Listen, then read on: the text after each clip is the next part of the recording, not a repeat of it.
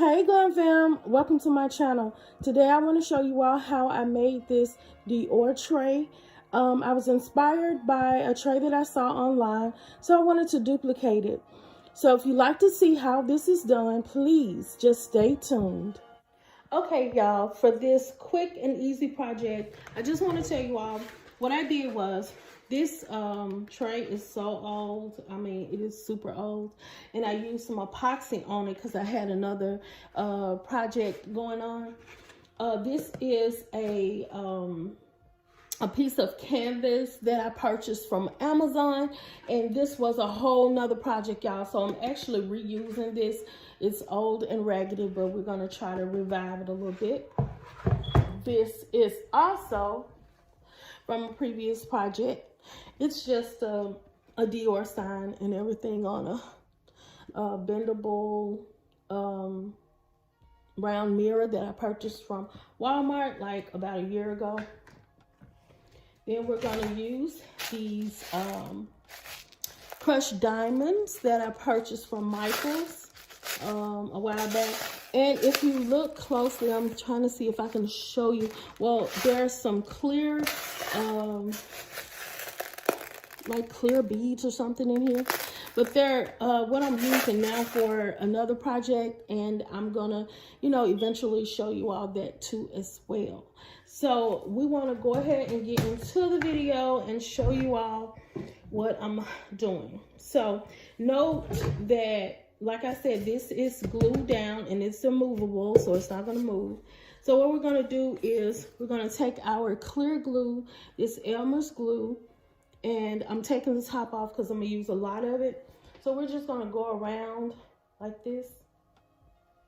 And you can use epoxy, is what I would prefer to use. But the only thing is you want to make sure that it has a bottom that won't seep. And this bottom will seep, so I'm not even bothered by that. And of course, too, this glue is washable. So I'm gonna use this for another project, so I don't want anything permanent. But if you wanted something permanent, then you should use something like epoxy. So all I'm gonna do is take this glue and move it around so it can be smooth.